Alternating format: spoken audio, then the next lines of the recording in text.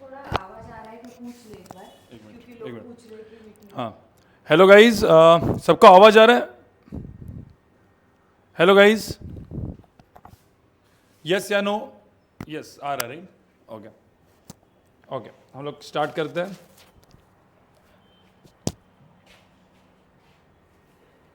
ठीक है, एक मिनट। ट्राई करो एक बार। ये तेरा नहीं नहीं, वाला डीजे है, ठीक है? मेरा वाला है क्या? हाँ। अब अच्छा वो बोल के रखा। हाँ हाँ, वो उधर उसका किधर है? मैं तेरा गाड़ी का चाबी उधर रख के मैं जा रही हूँ एयरपोर्ट पे। हाँ ठीक, हाँ? गाड़ी की चाबी इधर रख। नहीं नहीं, इधर रखती हूँ ना, किधर? टेबल पे रखती हूँ तेरे बैग के बाजू। जा भाई, चल बाय। कर वीडियो चालू। हाँ हो गया, हो जाएगा वो, तू कर, हो कर ना, बराबर। मेरे को देखना है।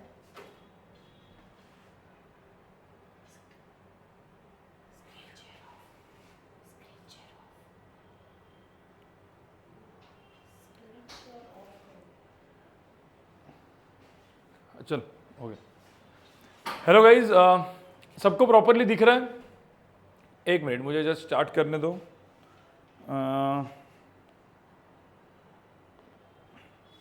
जस्ट अ सेक।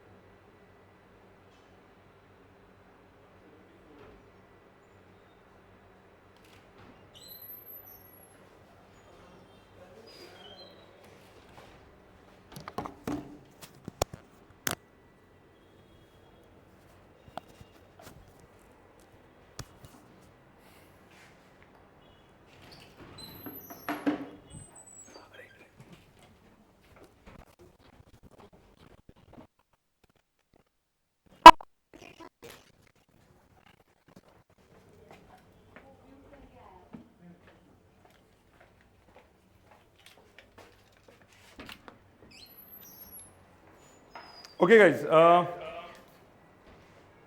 सबको प्रॉपरली दिख रहा है?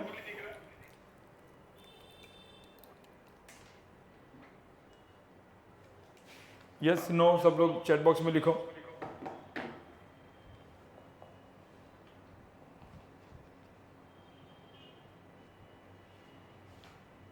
ओके, सो गाइस, आज का सेशन जो है, आज का सेशन एक, देखो ये बहुत ही इंपॉर्टेंट सेशन होने वाला है आपके लिए, क्योंकि लास्ट के जो 4 मंथ्स टू 5 मंथ्स हम लोग बोल सकते हैं, इनको किस तरीके से टैकल करना है। ठीक है, मतलब क्या क्या करना चाहिए, क्या नहीं करना चाहिए। ठीक है, इसके लिए हम लोग ने सेशन रखा हुआ है। आपके अभी आपका हर जगह पे आपका जो सिलेबस है वो भी खत्म होने वाला है ऑलमोस्ट 1 और 2 वीक्स में, राइट? तो 2 वीक में आपका जब सिलेबस खत्म हो जाएगा, ठीक है, उसके बाद आगे का आपका एक्शन प्लान कैसे होना चाहिए। ठीक है, तो थोड़ा सा इंटरेक्टिव रखते हैं, मतलब मैं कुछ एक्शन प्लान बताऊंगा उसके पहले। ठीक है, सब लोग मुझे चैट बॉक्स में कुछ कुछ चीजें मतलब चाहिए। हर सेंटर के स्टूडेंट्स यहाँ पे बैठे हुए, ठीक है, ऑलमोस्ट हर सेंटर के मतलब के स्टूडेंट्स यहाँ पे हैं, मतलब लेकिन जो हमने एक्सपेक्ट किया था उतने नंबर ऑफ स्टूडेंट्स नहीं है। तो आई थिंक बहुत सारे लोग सो रहे होंगे या कहीं कुछ कर रहे होंगे, टाइम पास कर रहे होंगे। तो आपके आपके जो फ्रेंड्स हैं उनको बोल दीजिए भाई फटाफट ज्वाइन करो, क्विकली ज्वाइन करो, मतलब जितने भी आपके दोस्त होंगे वो कर रहे कि नहीं कर रहे, क्योंकि देखो इंपॉर्टेंट सेशन है और ऐसा मिस नहीं करना चाहिए, राइट? तो कोई आपके दोस्त होंगे जो नहीं अटेंड कर रहे होंगे तो भाई मैसेज कर लो उन लोग को। ओके, तो सबसे पहली चीज, मतलब पूछते कि सर अभी चलो ठीक है, पोर्शन तो खत्म हो गया, अब बहुत सारे ऐसे स्टूडेंट्स होंगे जो 11th का बिल्कुल भूल चुके होंगे, राइट? तो कितने लोग हैं ऐसे कि जिनका जो 11th अभी हो चुका है, उड़ चुका है? हैंड रेज कर लो जरा, 11 उड़ चुका है दिमाग से। ठीक है, हैंड रेज कर लो। मतलब ऐसा है कि सर अभी कुछ याद नहीं आ रहा है। ठीक है, कुछ लोग तो सर बोलेंगे सर अभी 12th का पढ़ा है वही याद नहीं आ रहा है, 11th के कैसे याद रहेगा। ठीक है, हाँ मतलब बहुत सारे लोगों ने हैंड डाउन कर लो। कितने लोग ऐसे आप में से जिनका अभी ऐसा डीमोटिवेटेड स्टेट में है, मतलब सर समझ में नहीं आ रहा है अभी हम कर पाएंगे कि नहीं कर पाएंगे, मतलब आगे का हो पाएगा कि नहीं हो पाएगा, हैंड रेज कर लो। देखो जो डीमोटिवेटेड स्टेज में वो भी हैंड रेज कर लो, हैंड रेज कर लो गाइस। जो एकदम ऐसा लग रहा है कि यार इतना सारा, मतलब 2 साल पहले का तो कहानी कुछ अलग था, 1.5 साल पहले, अभी हालत खराब हो चुकी है। ठीक है, तो जितने भी लोग ऐसे कि जो अभी डीमोटिवेटेड स्टेज में है, ठीक है, और इवन जो मोटिवेटेड स्टेज में, इन दोनों के लिए ये लास्ट के 5 मंथ्स, ठीक है, लास्ट के 5 महीना आपको स्टार बना सकते हैं। स्टार मतलब जितने भी बैनर्स अपने दिखेंगे उन बैनर्स पे आपका फोटो आ सकता है। ठीक है, अगर ये लास्ट 5 महीना आपने सही तरीके से किया तो, ठीक है, जो भी हुआ है, क्योंकि जब पोषण चलते रहता है, ठीक है, जब पोषण होता रहता है तो बहुत सारा चीजें जो एक होता है ना, मतलब पिछले वाला भी नहीं हुआ था, ये वाला भी नहीं हुआ होगा, करना क्या है, लोग डिमोटिवेट होते हैं, मतलब लोग आपके बहुत सारे एग्जाम्स होते हैं, वहां पे मार्क्स देख के आप लोग अपने आप को समझते आ रहे हैं मेरे से तो नहीं होने वाला है, कुछ चीजें समझती नहीं है क्लास में, राइट, ये सारी चीजें होती रहती है। ठीक है, जिसके वजह से ये डिमोटिवेशन आता है, बहुत सारा बर्डन लगता है, फिर लगता है कि बहुत सारा बैकलॉग अभी तक छूट चुका है, अब बैकलॉग हुआ है तो उसको किस तरीके से हम लोग कवर करें समझ में नहीं आता, राइट। क्यों? क्योंकि बैकलॉग हम लोग कर नहीं सकते, और प्रेजेंटली हम लोग जो पढ़ रहे होते हैं उसको भी पढ़ना होता है, बैकलॉग को भी पढ़ना होता है, ना ये हो जाता है ना वो हो पाता है।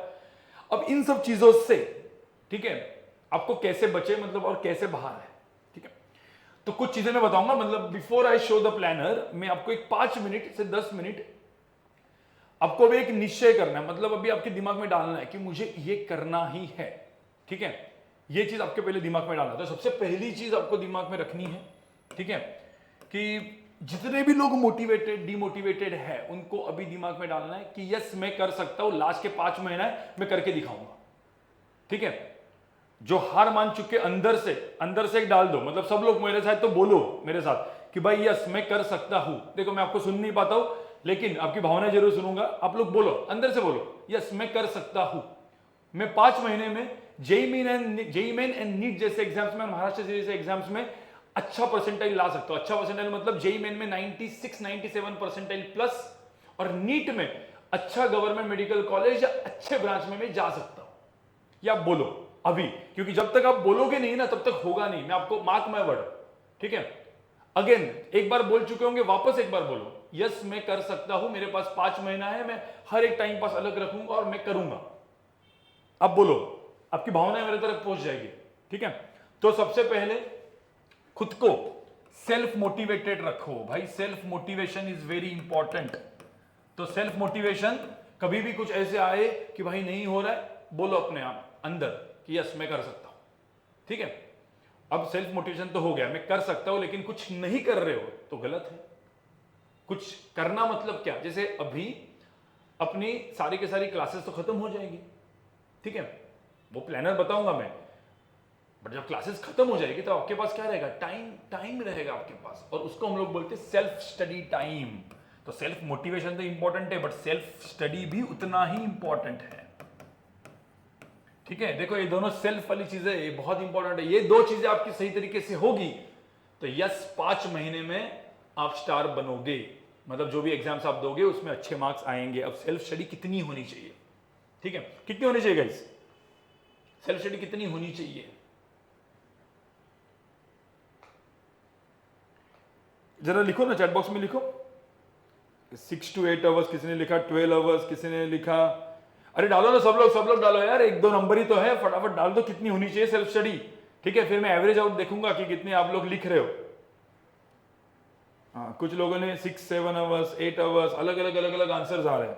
ठीक है, अब मार्क माय वर्ड, आपकी सेल्फ स्टडी जिस दिन आपके क्लासेस होंगे, क्लासेस मतलब वो प्लानर में बताऊंगा, जिस दिन आपके क्लासेस होंगे, क्लासेस मतलब वो बोर्ड्स एंड सीटी क्लासेस हो सकते हैं, वो जेई एडवांस के क्लासेस हो सकते हैं, वो जेई मेन की डिवीजन हो सकती है, कुछ ऑनलाइन सेशंस हो सकते हैं। जिस दिन आपके क्लासेस होंगे उस दिन आपकी सेल्फ स्टडी होनी चाहिए 6 to 8 आवर्स, और जिस दिन आपके क्लासेस बिल्कुल नहीं होंगे, आपको पूरा दिन दिया गया है, उस दिन आपकी सेल्फ स्टडी होनी चाहिए, जितनी होनी चाहिए उतनी, मतलब जितनी आप कर सकते हो उतनी।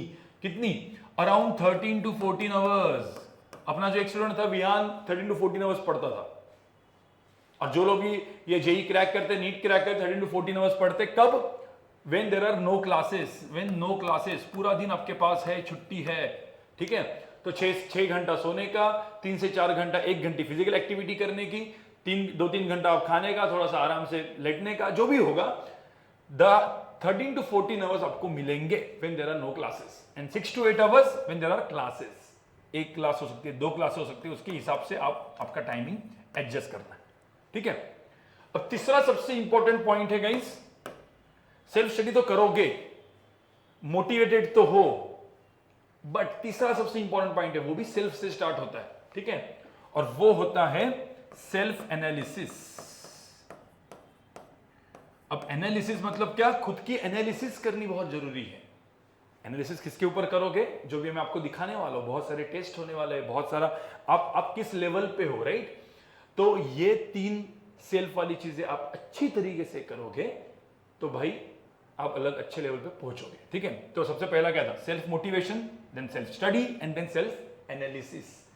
ये करोगे, you can crack any exam in the world. मतलब मैं सिर्फ जेई मेन नीट की बात नहीं कर रहा हूं, जिंदगी में आगे भी बहुत सारे एग्जाम्स को आप अच्छी तरीके से क्रैक कर सकते हो। अब कैसे करना है, ठीक है, उसके बारे में बात करते हैं, ठीक है। उसके पहले मैं एक छोटा सा आपको पहले प्लानर दिखा देता हूं, ठीक है। प्लानर दिखाता हूं तो फिर वापस आ जाते हैं इसके ऊपर ही। 1 मिनट। ओके, अभी आपके यहां पे देखो, अभी आपके यहां पे कुछ, 1 मिनट गाइस, मुझे एक बार देखने दो। आपको प्रॉपरली दिख रहा है? मतलब ये मंथ वगैरह दिख रहे हैं, मतलब दिख रहे अच्छे से या नहीं दिख रहे? ये बहुत ज्यादा ब्राइटनेस है ना, ब्राइटनेस बहुत ज्यादा लग रहा है मुझे। 1 मिनट। इसकी इधर ना बहुत ब्राइटनेस बहुत ज्यादा है, क्यों?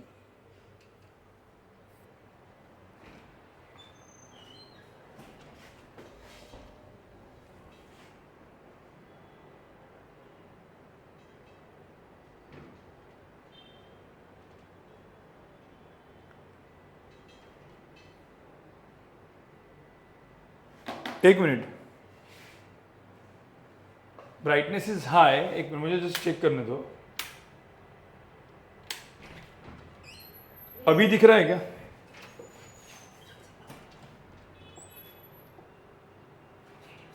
Reduce the screen brightness.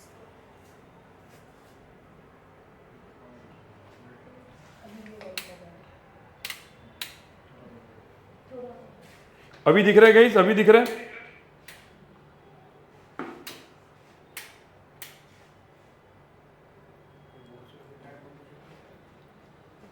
हाँ, ठीक है, ठीक है। अभी यहां पे देखो, सिंगल इसको जूम कर दो, इधर इधर इधर।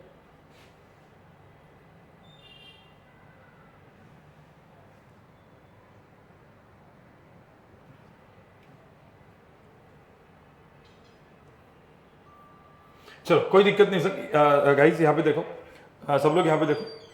वो मैं आपको यहाँ पे बताऊंगा, फिर बोर्ड में अच्छे से बताऊंगा। अभी यहाँ पे आप देखो, हर एक मंथ का यहाँ पे प्लानर है। जैसे मैंने आपको बोला था, आपका अभी सिलेबस ऑलमोस्ट खत्म हो चुका है, राइट? अब कुछ जगह पे सितंबर 10-15 तारीख तक हो जाएगा, ठीक है। छोटे छोटे चैप्टर्स जो होते हैं, एकदम लास्ट के चैप्टर्स होते हैं, ऐसा हो सकता है कि 1 वीक और चला जाए, कोई दिक्कत नहीं है। स्क्रीन शेयर करना है? ओके गाइस, मैं एक बार ना मैं स्क्रीन शेयर करता हूं, ठीक है। स्क्रीन तो यहां से शेयर हो जाएगी, हाँ, वहां से ही स्क्रीन शेयर कर दे। वहां से कर लेते। 1 मिनट, मैं आपको ना स्क्रीन शेयर कर लेता हूं, एक बार दिखा देता हूं, ठीक है। चलो यार, एक्चुअली स्क्रीन शेयर की जरूरत नहीं है, मतलब नहीं है जरूरत, ठीक है। मैं आपको जस्ट इधर ही बता देता हूँ कि क्या है, ठीक है। यहाँ पे देखो सब लोग, It will switch between the smartboard and this thing. So once you stop your screen sharing, your smartboard will be visible. हाँ, share Once you stop screen screen, ठीक है। यहाँ पे आपको हाँ that one.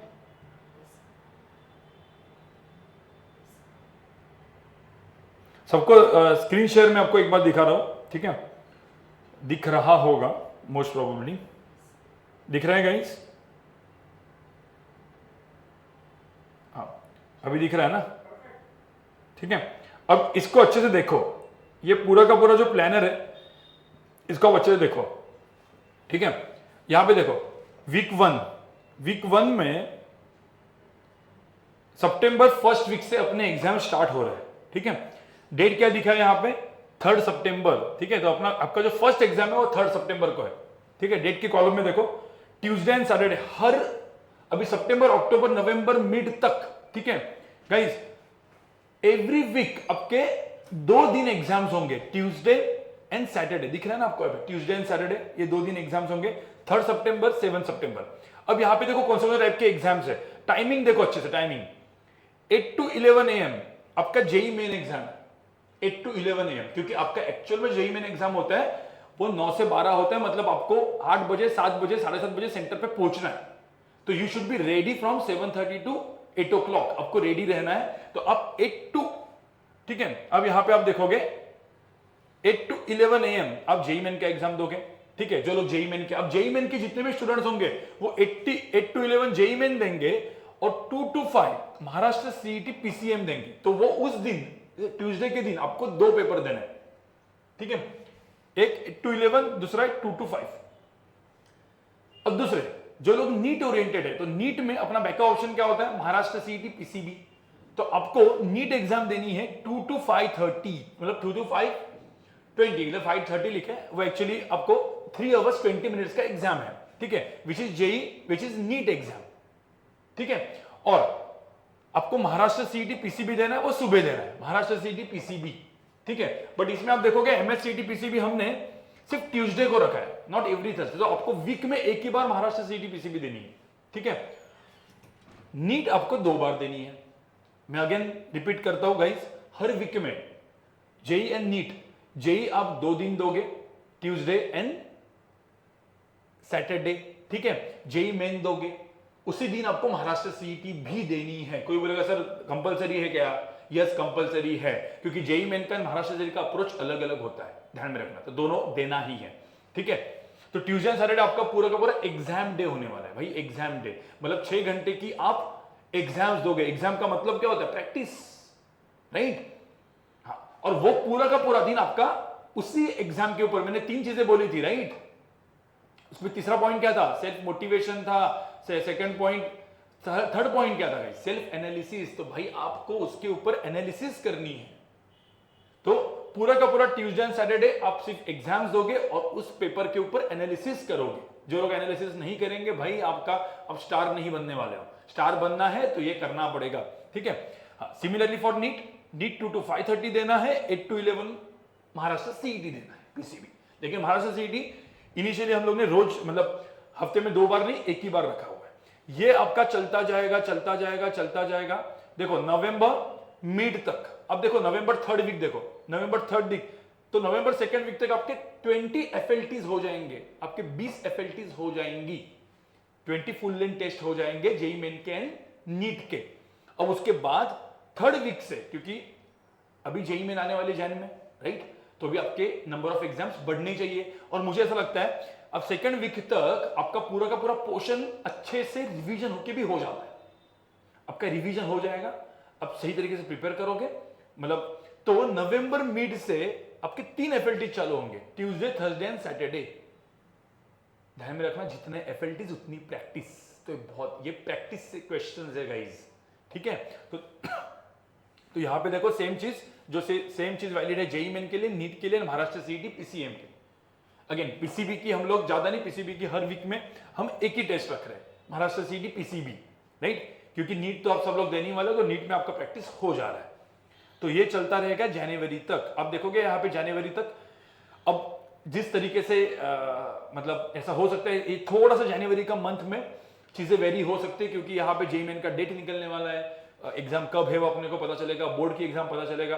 बट रफली हम लोग 3rd वीक तक हमने रखा हुआ है, 3rd वीक तक हमने टोटल 50 एफएलटीज रखी है। देखो फुल लेंथ टेस्ट कितनी दिख रही है, 50। और ये जो पेपर है पूरे के पूरे ध्यान में रखना, यहां पे मतलब इधर से लेके पूरे के पूरे जनवरी तक जो 50 FLTs है guys, 50 FLTs are more than sufficient. मैं आपको बता रहा हूं, इंडिया में कोई क्लास लास्ट के ये 4 महीने में 50 FLTs तो नहीं कर रहा। हम क्यों दे रहे हैं चीज? क्योंकि आपका अल्टीमेट लेवल पे प्रैक्टिस हो। और जेई मेन, सीईटी, नीट, ये तीनों तीन FLTs यहां पे होगी। अब बहुत सारे लोग हैं सर फिर एडवांस वालों का क्या?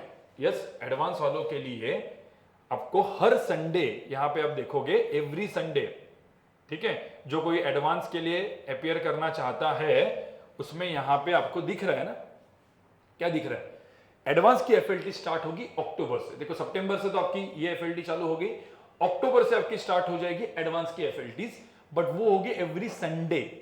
और संडे में देखो आपको क्या है, एडवांस में 2 पेपर होते हैं, पेपर 1 पेपर 2, तो every Sunday 9 to 12, 9 AM to 12 AM and then 2 PM to 5 PM, ये एग्जैक्टली टाइमिंग होता है एडवांस का। तो वही टाइम हमने यहां पे रखा है, एडवांस पेपर 1, एडवांस पेपर 2, और हफ्ते में एक ही बार होगा, 6, 13, 20, 27 इस तरीके से चलते जाएगा गाइस, आपको यहां पे दिख रहा है। So there will be total 15 advance का पेपर 1 एंड 15 एडवांस का पेपर 2, तो टोटल 30 एडवांस के एग्जाम्स, ठीक है। ये भी 12 जन तक रहेगा। अब इसमें गाइस पता है, ये एडवांस के एग्जाम हमने कहां पे रखा हुआ है? जो लोग एडवांस ओरिएंटेड है उन सब लोगों को ये एग्जाम एक्चुअल जैसे रियल टाइम में आप जो एडवांस देने वाले हो ना, वैसे ही देना है। कहां पे जाके? निर्मला कॉलेज।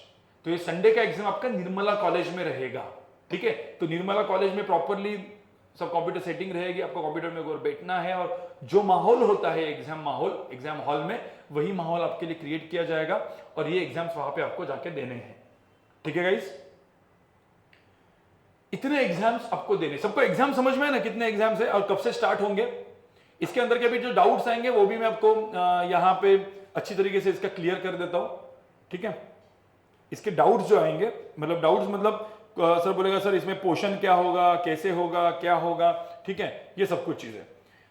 इसको हटा दूं मैं गाइस, इसको हटा दूं, ये आपको मिल जाएगा, ये अपने सारे ब्रांचेस पे रखा हुआ है, पूरा का पूरा एग्जाम प्लानर ये आपको मिल जाएगा।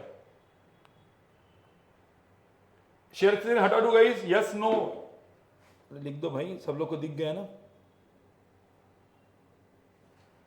ठीक है। अब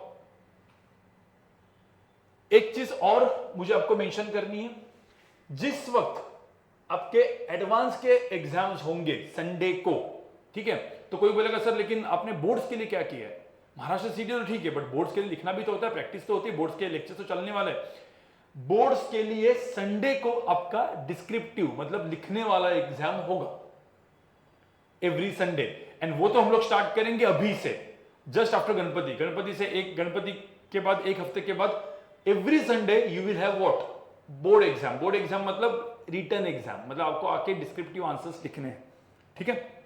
तो समझ में आ रहा है, संडे के दिन जिस दिन एडवांस के पेपर्स होते हैं, जो लोग एडवांस नहीं है वो बोर्ड्स करेंगे, बोर्ड्स के एग्जाम आके लिखेंगे। हाँ, एडवांस जो लोग जाना चाहते हैं उनको बोर्ड्स कब पढ़ना है वो हम बताएंगे, ठीक है। जो लोग सिर्फ एडवांस जिनके दिमाग में है उनको बोर्ड्स कब पढ़ना है वो हम बताएंगे, बट जो लोग भी एडवांस नहीं दे रहे हैं उनको सबके लिए गाइस बोर्ड्स इज कंपलसरी। तो बोर्ड के एग्जाम आपको एवरी संडे आके लिखने हैं, मतलब देने हैं। ध्यान में रखना, एग्जाम्स जो हम लोग इतने करवा रहे हैं वो एग्जाम से आपका बेनिफिट क्यों होगा? देखो स्टार्टिंग में ऐसा हो सकता है कि आपको मार्क्स ना आए, बट धीरे धीरे आपके मार्क्स बढ़ते जाएंगे। कैसे वो बताऊंगा, पहले मुझे तो डेट सबको समझ में है गाइस, डेट सबको समझ में है। अब इसका स्ट्रेटेजी के बारे में अपन डिस्कस करेंगे, ये स्ट्रेटेजी कैसे होनी चाहिए, ठीक है। तो मैं यहां पे हटा देता हूं गाइस, शेयर स्क्रीन निकाल देता हूं मैं, 1 मिनट गाइस मुझे निकालने दो जरा शेयर स्क्रीन।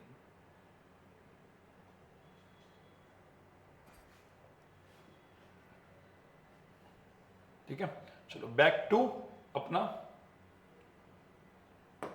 ओके, ठीक है। सो गाइस तो अभी सब लोग को पता चल चुका है कि भाई कितने FLTs होने वाले आपके 50 FLTs मैं यहां पे लिख के रखता हूं। There are 50 FLTs full length test starting from first week of सितंबर के फर्स्ट वीक से एवरी ट्यूसडे एंड सैटरडे, ठीक है। तो एवरी ट्यूसडे एंड सैटरडे आपके पेपर होंगे जेई मेन जेई मतलब इंजीनियरिंग वालों के भी 2 पेपर होंगे, JEE main and Maharashtra CET. NEET वालों के भी 2 पेपर होंगे। कौन से? एक तो नीट और दूसरा अपना एमएससीईटी पीसीबी। ठीक है, एमएससीईटी पीसीबी वीक में एक दिन होगी लेकिन, ठीक है, तो लेकिन ट्यूसडे सैटरडे ये चलता रहेगा मिड नवंबर तक। और उसके बाद मिड नवंबर से लेके जैन तक आपका 3 days a week, that is Tuesday, Thursday and Saturday. ऐसा करके 50 एफएलटीज आपकी हो जाएगी। 50 एफएलटीज का मतलब समझ रहे हो कितने क्वेश्चंस? आप क्वेश्चन समझ रहे हो? मतलब आप सिर्फ एफएलटी में जेई मेन के आप 50 एफएलटी देते हो, 30 क्वेश्चन ईच, तो 50 इंटू 30 आपके 1500 क्वेश्चन तो इधर ही हो गए प्रैक्टिस। और 1500 क्वेश्चन आप इसके प्रैक्टिस करोगे और उसका हर एक का सोल्यूशन, इसका सेल्फ एनालिसिस करोगे, तो भाई आपका बहुत सारा चीज तो यहां पे खत्म हो चुका है। आप सोचो ना, जेई मेन और महाराष्ट्र सीईटी आप जब 2 एग्जाम्स दोगे एक ही दिन में, पता है महाराष्ट्र सीईटी में कितने क्वेश्चंस होते हैं? ठीक है, मैं यहां पे क्विकली लिख रहा हूं, ठीक है, मैं नंबर ऑफ क्वेश्चंस लिख रहा हूं। अब सपोज जेई मेन है, अब जेई मेन में आपने सपोज 25 क्वेश्चन करने होते बट 30 क्वेश्चन होते, राइट? तो 30 आपके 90 क्वेश्चन ये दिख गए, मतलब ये तो प्रैक्टिस तो करनी है, ठीक है। और सीईटी के, महाराष्ट्र सीईटी के आपके फिजिक्स केमिस्ट्री 50-50, मैथ्स 50, 150 क्वेश्चंस वो हो गए, तो 150 प्लस 90 भाई कितने हो गए क्वेश्चंस? कितने हो गए क्वेश्चंस? तो दिन में आपके 240 क्वेश्चन सॉल्व हो ही चुके भाई। 240 क्वेश्चंस आप उस दिन में सॉल्व करोगे जिस दिन आप वो पेपर दोगे। तो ट्यूसडे एंड सैटरडे को आपको 240 क्वेश्चंस डेली तो होना ही है, और उसका एनालिसिस, राइट? तो आपकी प्रैक्टिस हो रही है, राइट? और जिस दिन आपके एग्जाम्स नहीं है आपको यही टारगेट अचीव करना है, मतलब 240 नहीं तो एटलीस्ट 200 क्वेश्चन तो आपको दिन में करने हैं, ठीक है। तो बाकी दिन में आपको 200 क्वेश्चंस करने, जिस दिन क्लास होगा वहां पे ठीक है आप 100-150 कर सकते हो। अब आपके हिसाब से आपका आगे पीछे कर सकते हो, राइट?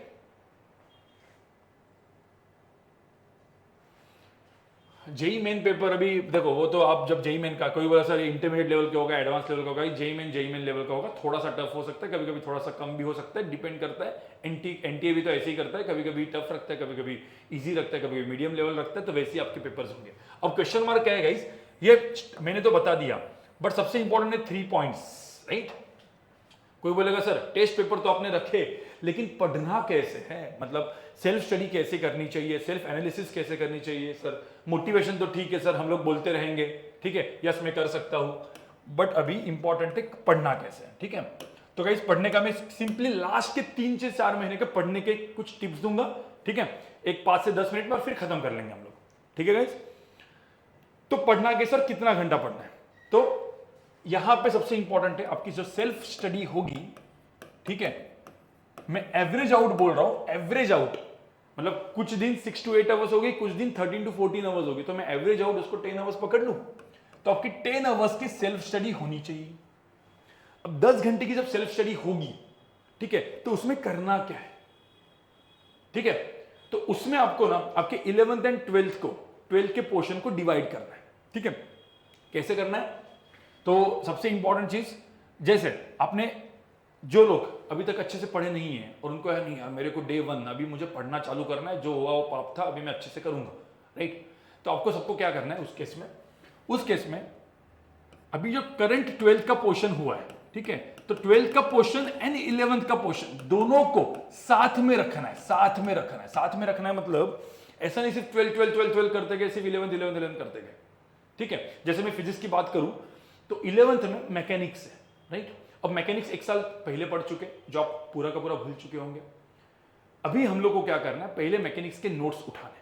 नोट्स मतलब 11th के अपने जो नॉर्मल नोट्स होते हैं, जो नोट्स अपन ने नोट्स बनाए होंगे लास्ट ईयर, जो मैंने पढ़ाया होगा या किसी ने पढ़ाया होगा आपको, तो एनएलएम, फ्रिक्शन, जो जितने भी टॉपिक्स है, पहले उस नोट्स को देख के कोशिश करने का, पढ़ने का, देखने का, हाँ भाई मुझे कितना याद आ रहा है, क्या याद आ रहा है, इसमें से इतना याद आ रहा है, ठीक है।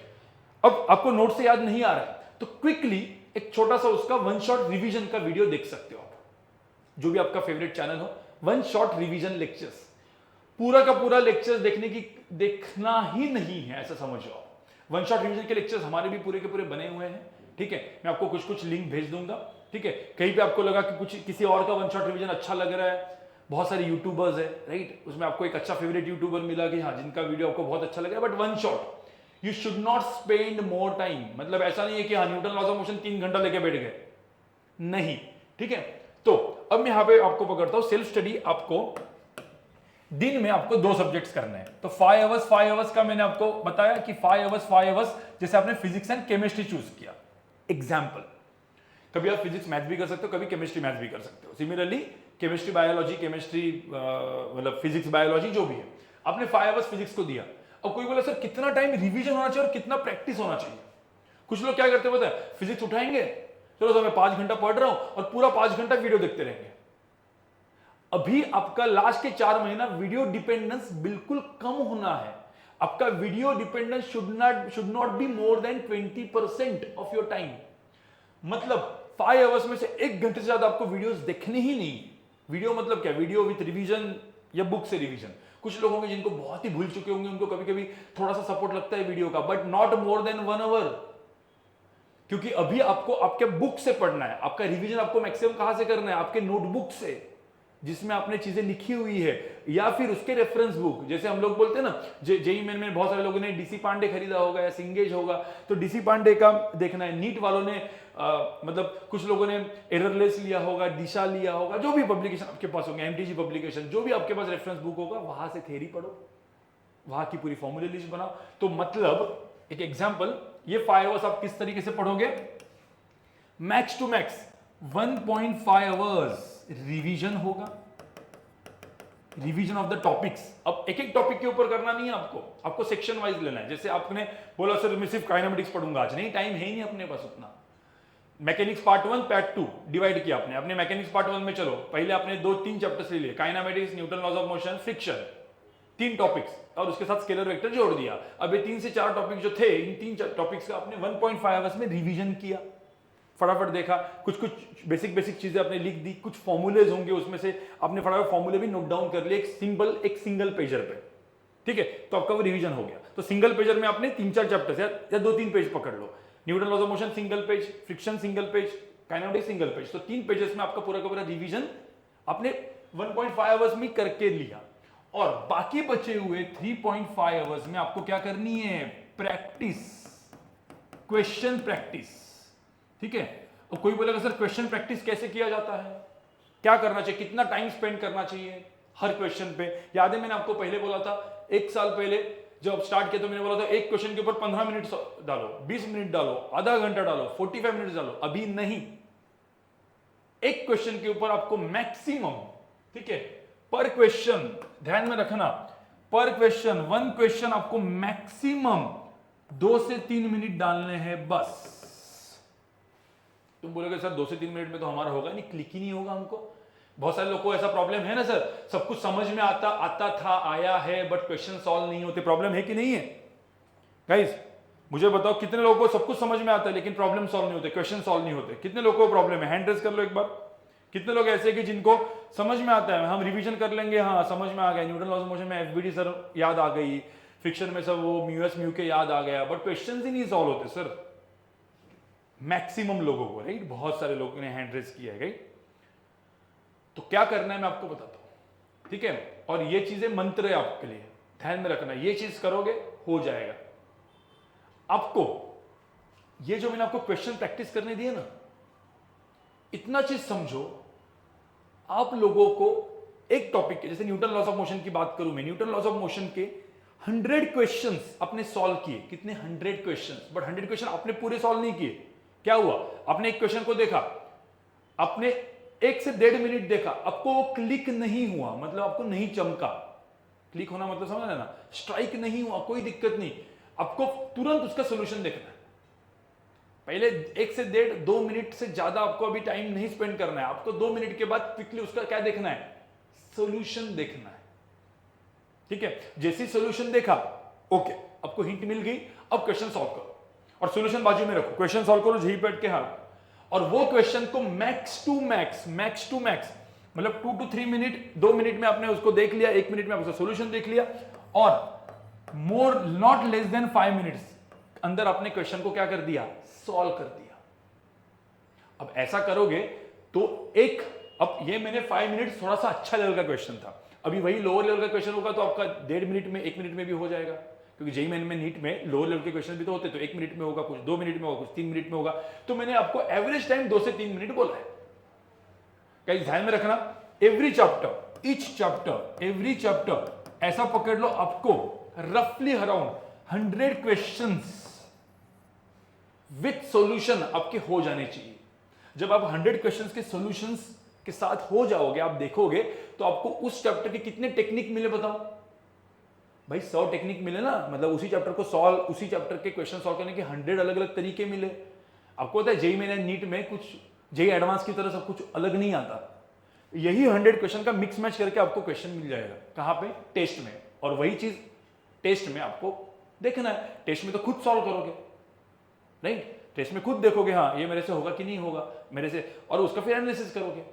तो आपने प्रैक्टिस इस तरीके से की, क्वेश्चन एंड सॉल्यूशन देख के अलग अलग तरीके मिले, इस तरीके से आपने हर एक क्वेश्चन को सॉल्व किया। अब मैंने 100 क्वेश्चंस किया, कोई बोलेगा सर 100 क्वेश्चंस नहीं हो पा रहे, हमसे 50 हो रहे, तो आप आपका टारगेट सेट करो कितने हो सकते हैं। जैसे मैंने बोला 100 क्वेश्चन, 30 चैप्टर्स, 3000 क्वेश्चंस।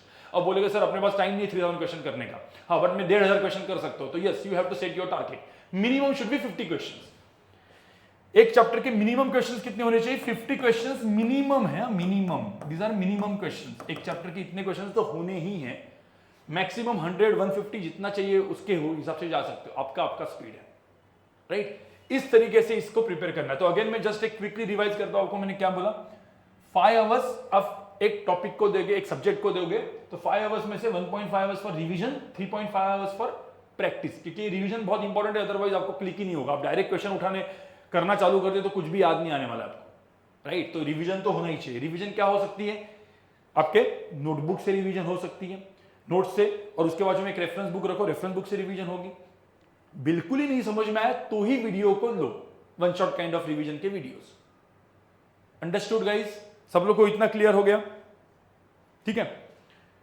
अब आवाज कुछ अटक नहीं रहा था ना गाइस, मुझे मतलब मेरा आवाज नहीं अटक रहा था, राइट?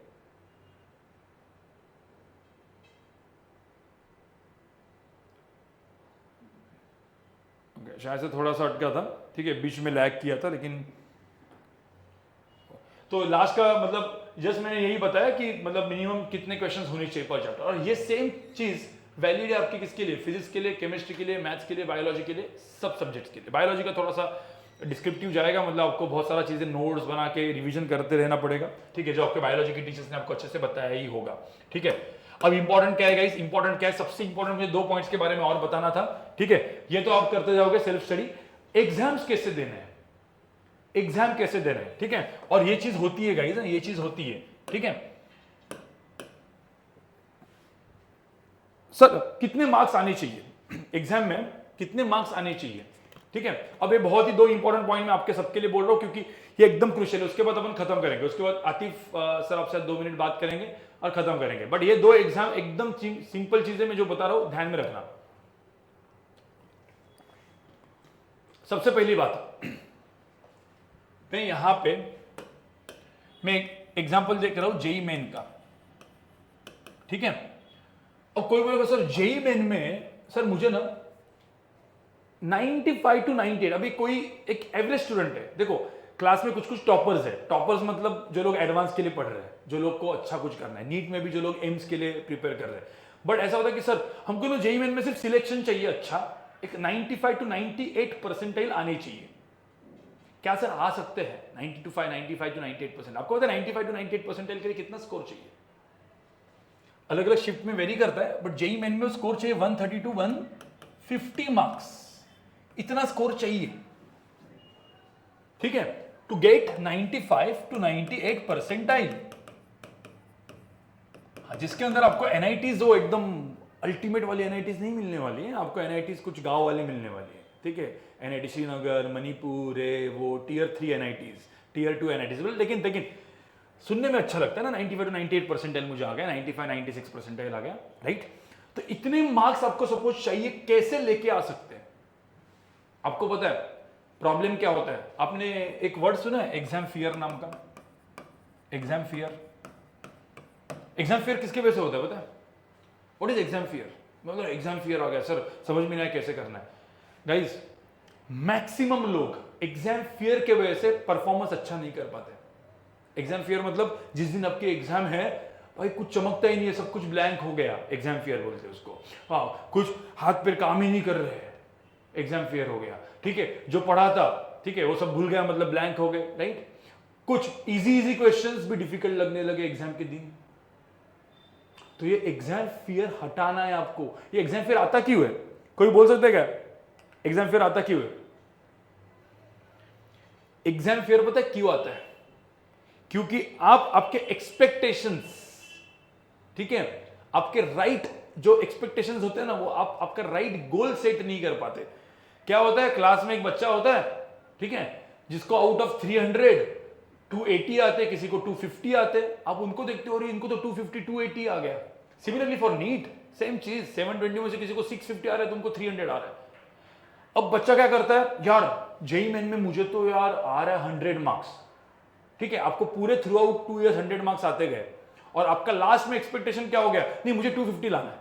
अब जब आपको 250 लाना है तो आपने एकदम से मेंटली प्रिपेयर हो गए, चलो अभी मुझे 250 मार्क्स लाने हैं जेईई मेन में आउट ऑफ 300, ठीक है, लेकिन कभी उतने आए ही नहीं है, ठीक है, और जाके आपने पेपर लिया और सट एग्जाम सॉल्व करना, एग्जाम्पल सॉल्व करना चालू किया, उसमें पहले ही 2 क्वेश्चन देखे जो आपसे नहीं हो रहे, आदमी थर्ड में डिमोटिवेट और एग्जाम फियर, मतलब जो अभी इजी क्वेश्चन है वो भी डिफिकल्ट लगने लगता है, क्योंकि आपने आपका एक्सपेक्टेशन, रियलिस्टिक एक्सपेक्टेशंस नहीं रखे। तो सेट योर गोल राइट। आपको पता है 130 मार्क्स या 150 मार्क्स आराम से आ सकता है भाई। आपको फिजिक्स में 40, केमिस्ट्री में 40, ठीक है, और मैथ्स में 40 मार्क्स आ गए तो 120 आता है। 120 मतलब 95-96 परसेंटाइल आ गया आपका। अब 40 मार्क्स कैसे आएंगे, ओनली 10 क्वेश्चंस, मतलब आपको पूरे पेपर में सिर्फ 10 क्वेश्चन सॉल्व करने हैं। बट आप क्या करते हो, अब मुझे तो 10 क्वेश्चन आपने 1 घंटे में सॉल्व किए, तो 1 घंटे में 10 क्वेश्चन, मतलब आपको एक क्वेश्चन को कितना टाइम मिला, 6 मिनट, टाइम अच्छा खासा मिला ना। बट आपने क्या किया था, आपको तो 25 क्वेश्चंस करने हैं, तो आप सटासट सारे क्वेश्चंस को सॉल्व करते गए, फिर आपको बहुत टाइम कम मिला। वो 25 में से आधे क्वेश्चंस तो आपके आएंगे नहीं, आधे जो आए थे वो भी बहुत सारे गलत कर दोगे आप कुछ नहीं आएगा आपको, और निगेटिव मार्क्स आता है, फिर आता है मार्क्स कितना 30-40। बट आपने सपोज परफेक्टली 10 क्वेश्चन चूज किए जो आपको लगे भाई इस फिजिक्स में 10 क्वेश्चन बहुत ईजी है, चलो इसको सॉल्व करते हैं, मार्क माय वर्ड 40 मार्क्स आराम से आ जाएंगे। Similarly for chemistry, similarly for maths 120 marks आ गए। फिर जैसे पेपर हो गया, आपके पास टाइम बचा, चलो फिजिक्स केमिस्ट्री और करते रहते, इसके अंदर 2 और डालो, इसके अंदर 2 और डालो, इसके अंदर 2 और डालो। तो set your expectations right. Exam fear का सबसे बड़ा प्रॉब्लम क्या होता है, ठीक है, आपके एक्सपेक्टेशन क्यों बढ़े, क्योंकि आपके पेरेंट्स, आपके रिलेटिव के एक्सपेक्टेशन थे, बहुत सारा बर्डन था आपके ऊपर, प्रेशर था आपके ऊपर, स्ट्रेस था, उसके वजह से एग्जाम फेयर आया। तो गाइज ये एग्जाम्स इसके लिए हमने रखी हुई है। क्यों रखी है 50 FLT? अब पहले FLT में कुछ सेट मत करो, देखो जिसको 60-70 आया होगा अब तक जेईई मेन में, और सिमिलरली फॉर नीट जिसको 100-150 आया होगा, गाइज अब पहले 70 आया होगा ना अब तक वैट में वगैरह पहले वाले FLTs में, तो आपका एक्सपेक्टेशन अभी सिर्फ 70 रखो, चलो मुझे पहले FLT में 70 मार्क्स लाना है। 70 मार्क्स मतलब क्या, बहुत ही कम क्वेश्चन सॉल्व करने, बस उतने करो पहले अच्छे से।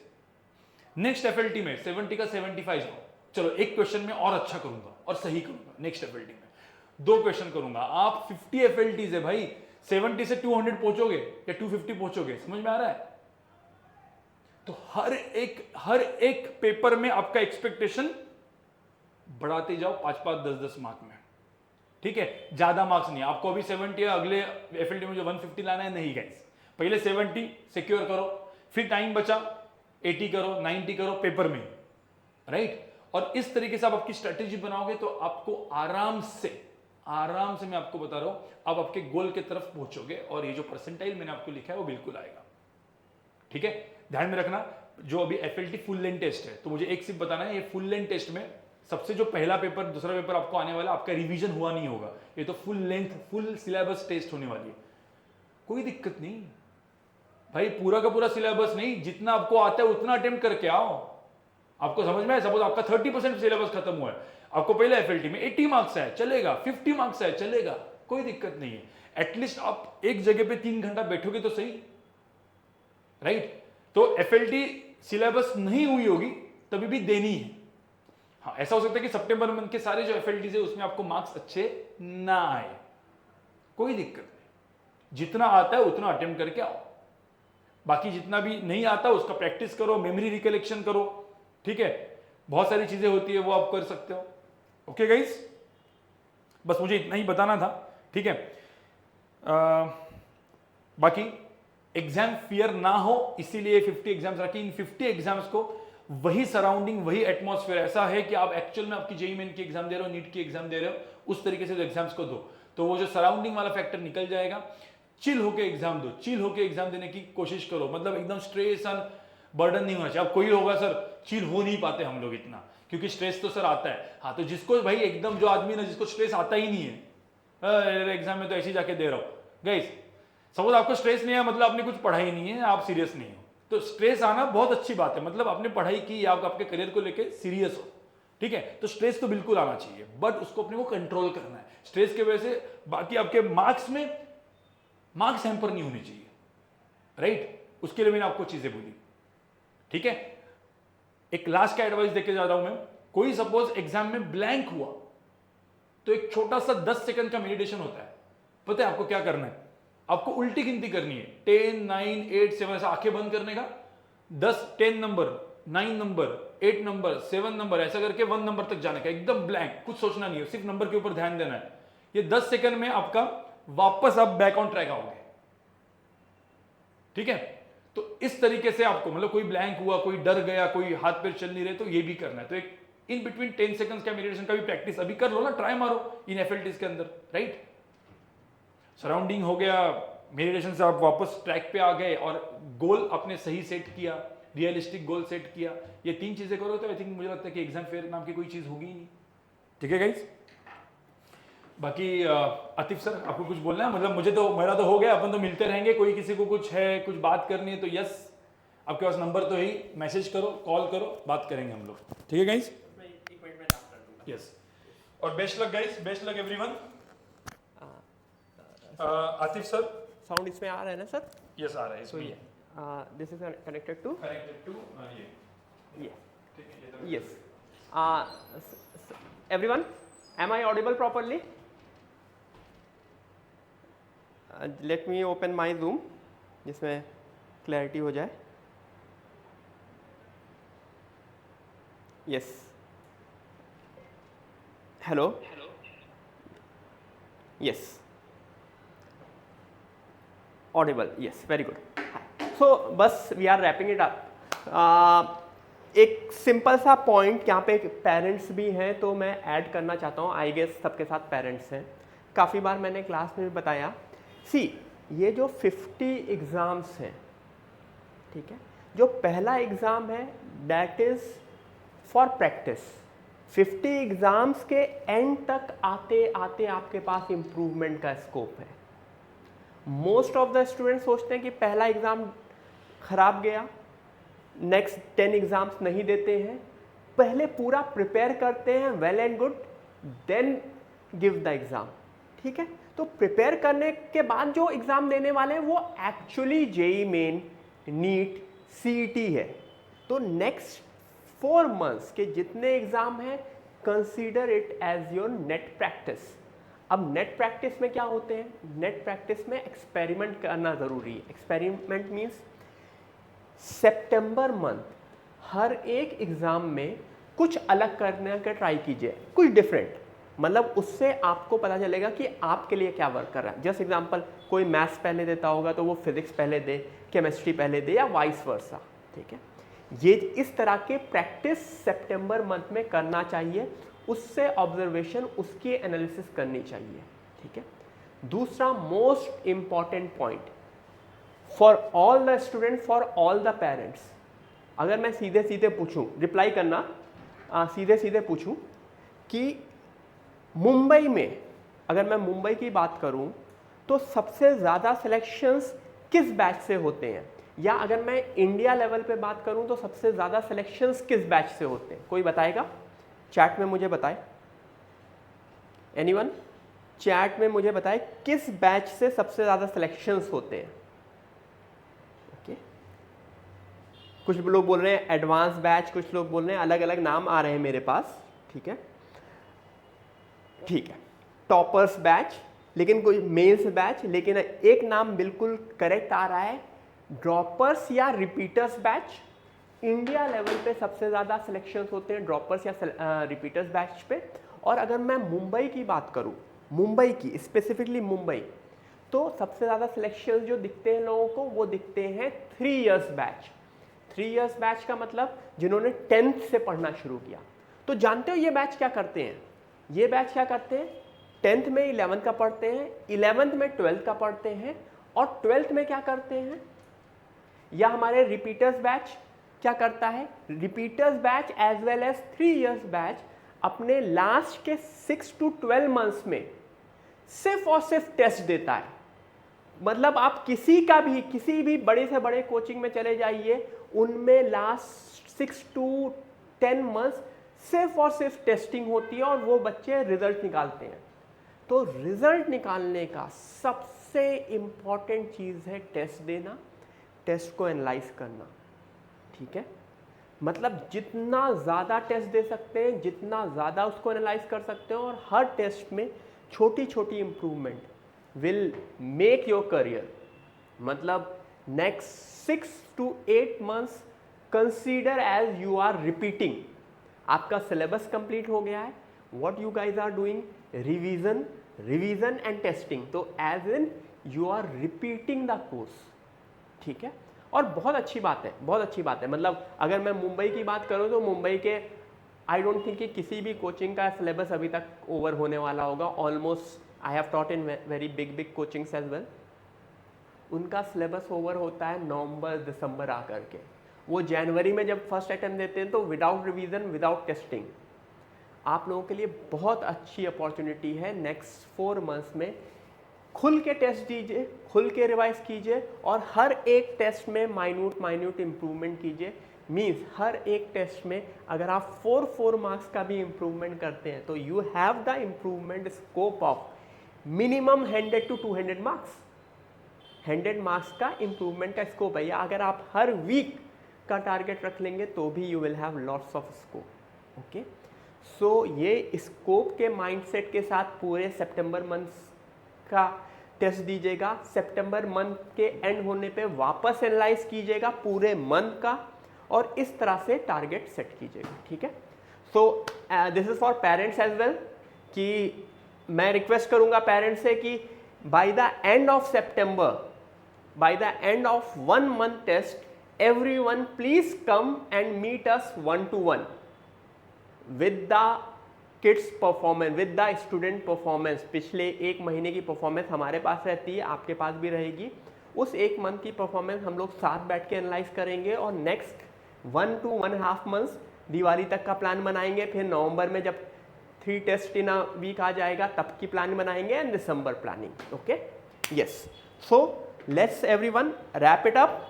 All the best everyone, it's a start of new journey.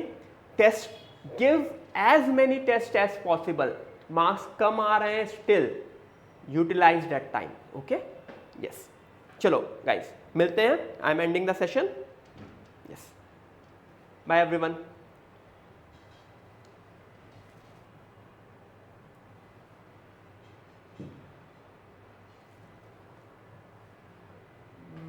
Cancel, no.